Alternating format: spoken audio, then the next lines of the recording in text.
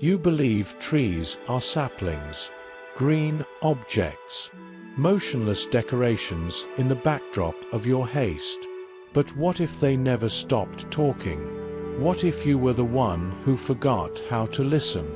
In Shinto, the kami teach something that modern science is rediscovering. Every tree holds consciousness. Every forest breathes in an invisible network.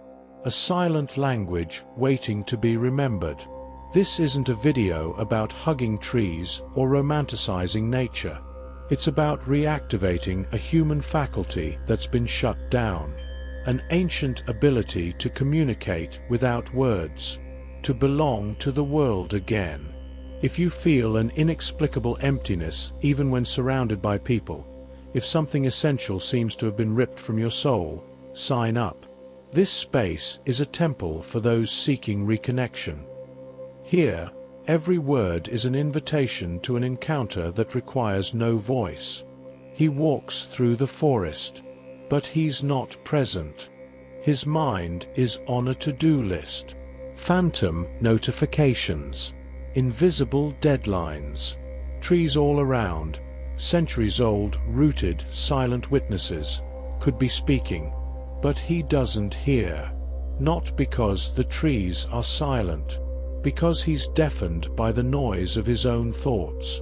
This is the hidden wound of modern man, the loss of connection with the non-human presence that nourishes the spirit. When we stop perceiving trees as living beings, we lose the ability to feel a sense of belonging to the world. We were left orphans, strangers in our own home. He feels it, an inexplicable longing for something he's never consciously known, a scar he can't name, as if a part of his ancestors has been ripped away, leaving a void that no professional achievement can fill. The kami teach, every tree holds the memory of the earth. When we walk without seeing, we become ghosts among the living. And he realizes, late, always late, that he confused observing with seeing. He looked at trees without witnessing their presence, because minds saturated with information have lost sensitivity to communication that doesn't use words. The more digitally connected, the more deaf we become to the natural frequencies that surround us. Just as a lake disturbed by stones does not reflect stars, a restless mind does not capture whispers from the forest. Then he discovers something that changes everything. Scientists have discovered what shamans have always known. Trees communicate, not through sounds, not through gestures, through an underground mycelial network, a wood-wide web, a natural internet woven by fungi that connect roots like neural synapses. Beneath our feet runs an ancient conversation, roots intertwined like the fingers of lovers who never let go. A mother tree recognizes her daughters. It sends nutrients to the weak ones. It alerts the entire forest when insects attack. It shares carbon, water, encoded chemical information. A forest is not a collection of individuals. It is a single being. Each tree is a neuron in a collective mind. And ancestral traditions have always known. Japanese kami, Celtic druids, Amazonian shamans, all revered trees not as objects, but as portals of wisdom that humans have forgotten how to access. Communication doesn't happen just through sounds or words. It happens through resonance, chemistry, intention, frequencies that the rational mind can't detect, but the heart immediately recognizes. Just as neurons communicate through electrical synapses, trees exchange messages through fungi. And humans, if they silence their internal noise, can tune into this frequency. It's not a metaphor. It's science validating shamanism. It's ancestry meeting neurobiology. If this revelation touches something deep within you, subscribe and ring the bell. Here, each reflection is a conscious pause in the midst of chaos. He returns to the forest, but this time, different. Not as a tourist, as a visitor to a sacred temple. Not to take photos, to offer presents.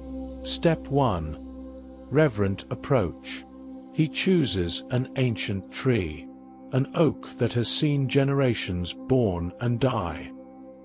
He approaches slowly, as if asking permission to enter sacred territory, because that's exactly what he's doing. Step 2.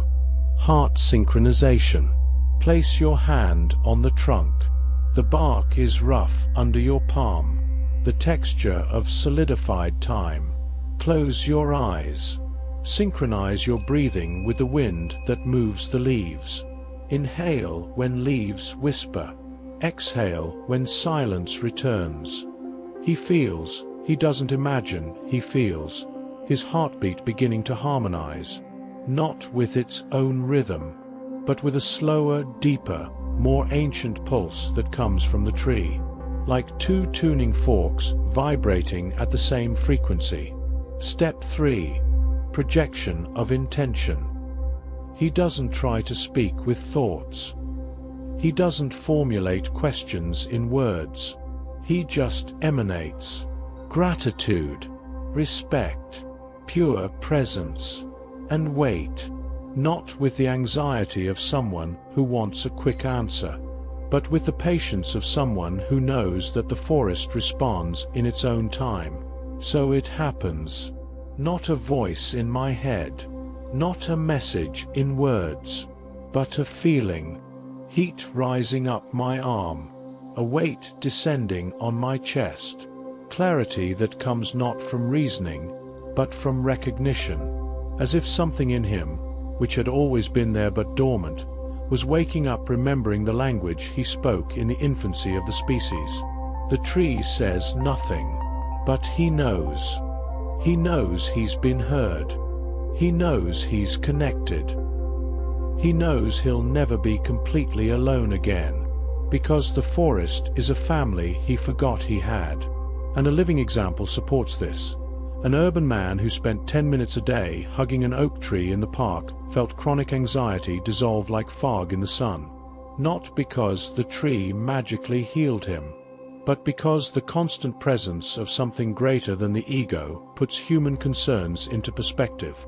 The Kami teach, before asking the tree for wisdom or for silence, it is the currency it accepts. But doubt arises. It always does. He returns to the city. Noise, hurry, demands, and the forest seems distant. Vague memory, maybe imagination. Others say he's become stranger, less ambitious, less urgent, less normal. And for a moment, he wonders, could it have been autosuggestion, escapist fantasy? Then he sits on a park bench, the only tree among the concrete, and he puts his hand on the trunk. Silence. Nothing happens, but he remains, because he learns something the city doesn't teach. Presence isn't a magical event that happens when everything is perfect. It's the discipline of staying even when nothing extraordinary happens. And in the forced stillness amidst urban noises, he realizes, it wasn't the tree that changed when he learned to listen.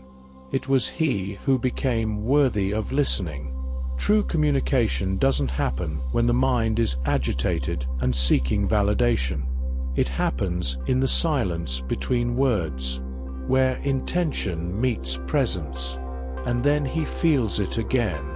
No spectacle, no dramatic revelation, just a quiet certainty that he's connected. When inner roots grow deep, outer branches can dance with the wind without fear of breaking. A tree teaches without speaking. Time is not the enemy of those who are rooted. True strength lies not in dominating nature. It lies in harmonizing with it. If this philosophy resonates with you, subscribe and ring the bell. Here, each video is a conscious pause amidst the chaos. a breath amidst the noises that surround us. The forest never stopped talking. It was our attention that fell asleep to the noise of civilization. But now, communication happens where words end, in the space between thoughts, in the resonance that the rational mind cannot detect, but the heart recognizes. By reconnecting with trees, you rediscover an ancestral part of yourself, the guardian who has always lived in harmony with the earth. It's not about going back to the past.